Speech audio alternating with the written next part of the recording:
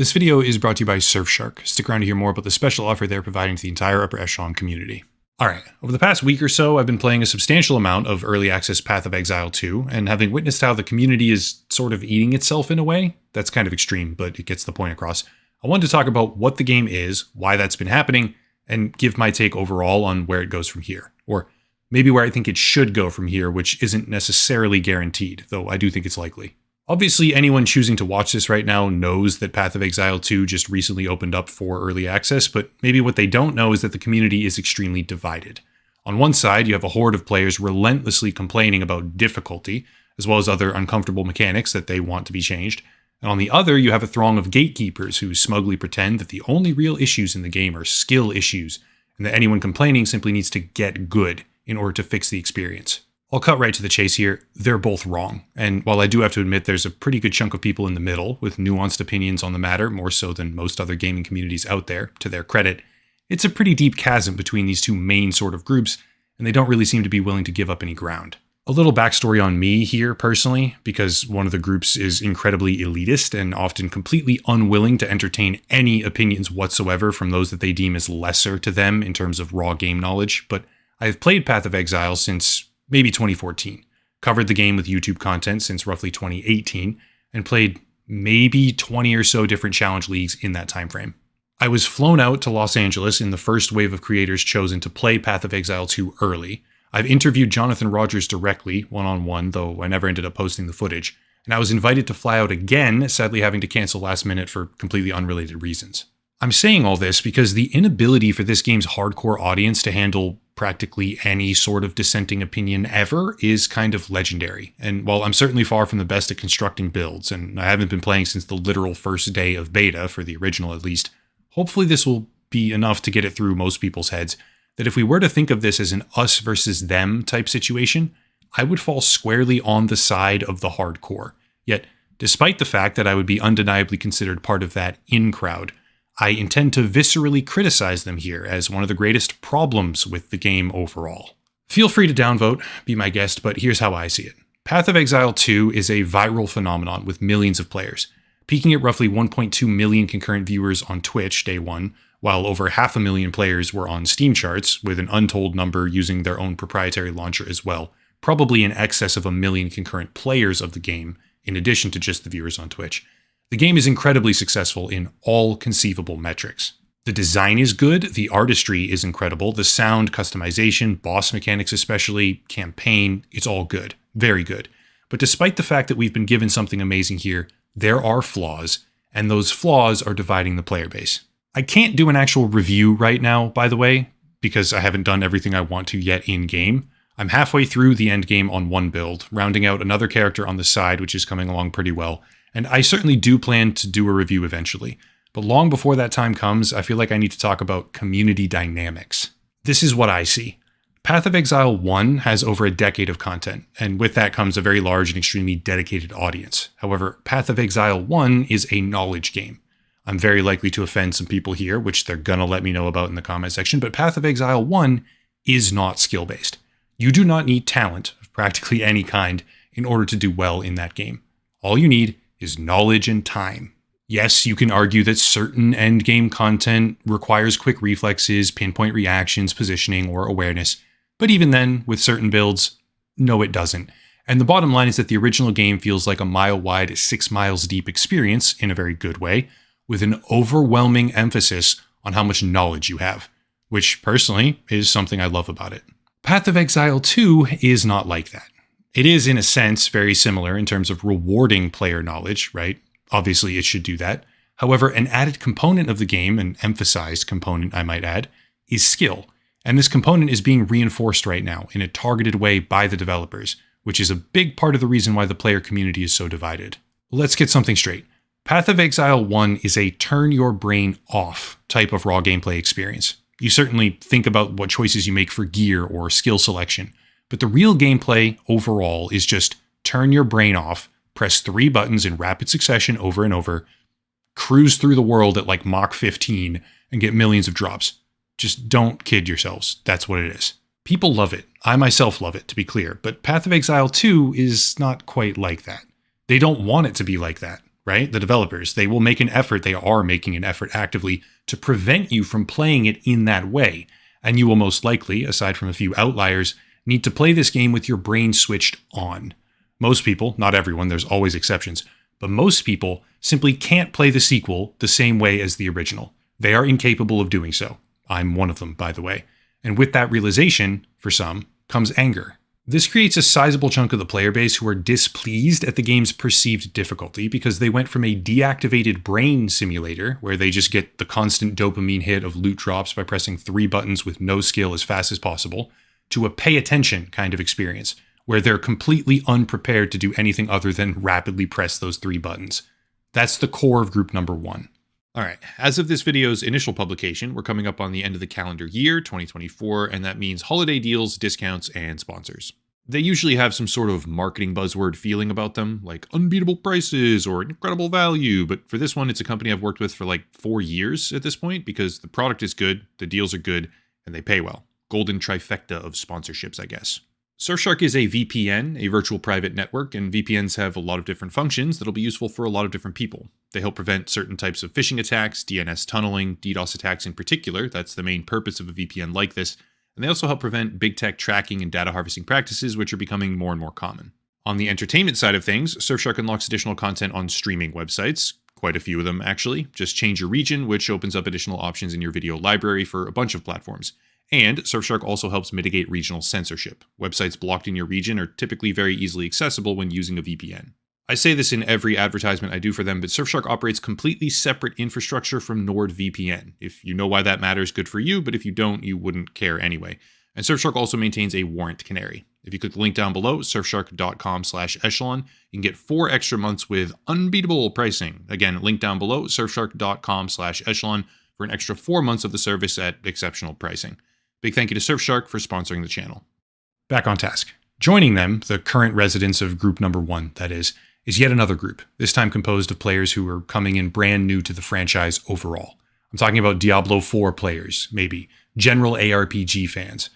Just people who thought that Path of Exile 2 was their entry point to the series, and they're jumping in with none of the prerequisite knowledge or pattern thought process type experience from the original game, putting them at a severe disadvantage when it comes to building out their characters. Does that make sense? 2 main groups melded together into one. Fans of the previous game who are unwilling or unable to accept that this is now a brain-on kind of combat experience, and fresh players who maybe accept that reality and they're okay with it, but what they don't have is the prerequisite knowledge from the original game, skill tree type of stats that matter on gear, resistances, etc., handicapping them in a way that more than likely requires dozens of hours to solve minimum, which includes careful reading, understanding math, experimentation, repetition, a bit of grinding, and most of all, pattern recognition, reflexes, and perseverance.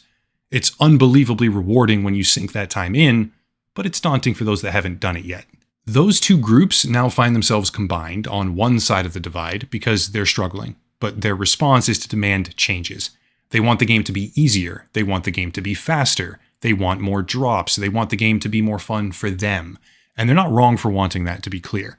We always want things that are better for us, that's part of being human. They're just wrong for assuming that they should ever actually get it.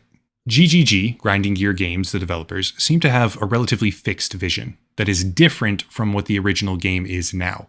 And if we claim to accept that video games are a form of artwork, we need to also accept that this new vision should be respected. They do not want Path of Exile 2 to resemble the original in terms of pacing, drop frequency, and power creep, though that kind of stuff happens over time, so who knows about the future. Path 1 didn't look like it does now back in the day either, but whatever. That's group 1. New players and some veterans who just aren't well equipped for what the game is. Group number 2 is a lot more simple. It's a big crowd of angry elitists who really just need to mostly shut up. They've rightly identified that the game is intentionally difficult. They maybe hyper-abuse metamechanics, which the original game's community is almost abusively obsessed with, to a point where a lot of them will put down or discredit on principle any build that doesn't do millions of damage per second to clear all content possible with ease, aggressively forsaking the idea of personalized fun if that fun is not as good as it should be, in favor of one-track-minded efficiency. And they maybe have a large pre-existing knowledge pool, or they just like the experience of figuring out intricate details and overcoming obstacles, which is completely understandable. But their response is to shut down any criticism of the game as invalid, writing off most complaints as whining of the unskilled, which is entirely unproductive and short-sighted. Before anyone starts chiming in with things like, that's not actually how the community is, let me make something perfectly clear. I have made content for Path of Exile going back many years, and I'll eat a slice of humble pie right here. I've made extremely mediocre content for Path of Exile as well, trying to maybe branch out and do Path of Exile builds after I transitioned out of a different game called Tom Clancy's The Division. I tried my best, and the builds functioned perfectly fine. I could do tier 15 maps, etc., but I have personally been the recipient of the direct messages about how stupid they are, those builds, and how inefficient my tips were, and how I'm wrong about stat allocation, and here's why your build is shit. I have felt the way that this community reacts to anything that they perceive as inferior or uninformed, and it's really not pretty, guys. That's not to say that they're wrong, to be fair, because the content I made really wasn't the best possible combination of stats. It was mediocre, and the mechanics that I was using weren't the best things possible in the entire game, okay? It's just factually true. Not even close, right? Like, I had a lot to improve on. But from the perspective of someone who receives mass amounts of feedback on the content that I post, I can tell you with stone cold certainty, the Path of Exile, right, the general Path of Exile 1 community, is one of the most blatantly elitist groups of players in all of gaming. But the sequel seems like it's supposed to be a bit of a soft reset. The simple God's honest truth is that Path of Exile 2 is fantastic, but it's a fantastic experience that has very obvious and objectively blatant flaws. The choice on whether or not to make changes here comes down to a choice about vision, because if they make the game easier, or if they succumb to the cries of people who really just want the game to become an extension of what the original is now, it will be in direct opposition of the intended artistic vision for the title, which would mean that a group of players complaining fundamentally altered the artistic product. I don't want that to happen, because that's genuinely absurd to happen. And if you don't like what the game is intended to be, you honestly just shouldn't play it. However, and this is a very big however, if they fail to incorporate a reasonable amount of the more well-articulated feedback from the same group of players that should not be fully entertained, they would be ignoring critical aspects of game design that need to be redone. A great example would be ascendancies or character respec options, either or, because there are certain aspects of this game that are very hardcore, very difficult, and very in line with this new vision of constant tactical thinking, while simultaneously existing as a complete roadblock that is unfun, unfair, and unproductive. Quickly explaining that thought process here for those that want to hear it. Some of your ascendancy points, which is a part of the character's customization and power progression, are walled off behind a certain set of challenges. One of them seems okay, yet very difficult, but fun. However, the other uses an honor mechanic, which replaces your health or adds on to your health.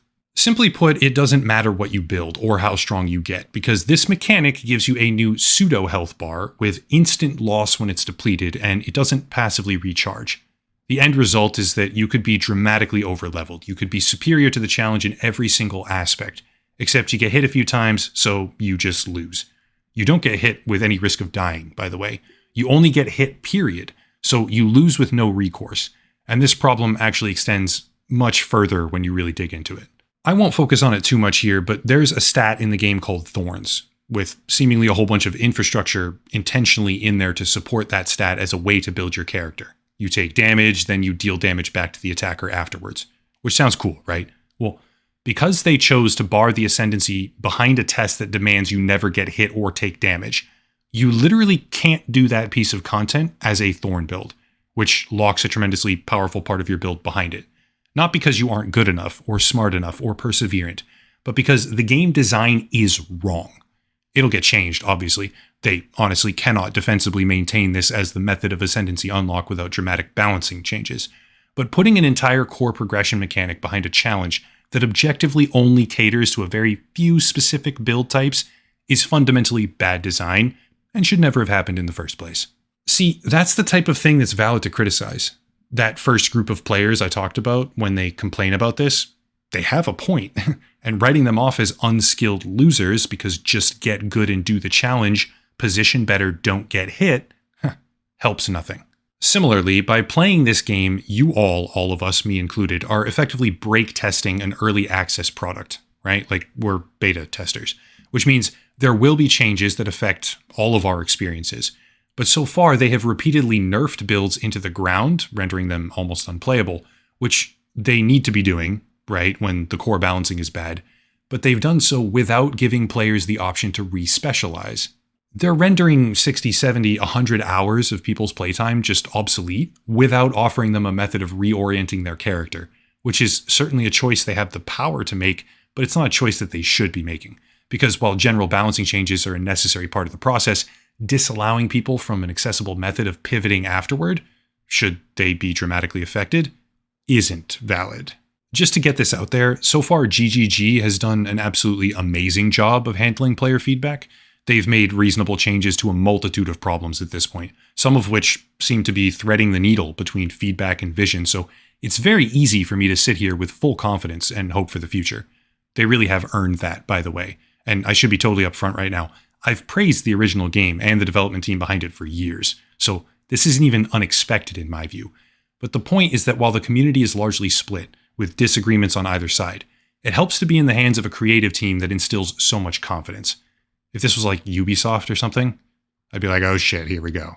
Bottom line, Path of Exile 2 is dealing with a schism in their player base. One side is composed of people who don't fully enjoy the envisioned experience and want it to be changed, while the other is aggressively and sometimes very blindly putting them down on principle. Those that don't enjoy specific aspects of the game right now because of well-articulated and understandable reasons seem to be getting drowned out somewhat at times by those that ignored critical gameplay functions, while those with superior game knowledge, who rightly understand some of the more advanced areas of concern, are few and far between compared to those who fire back "get good skill issue" when witnessing any sort of general critique.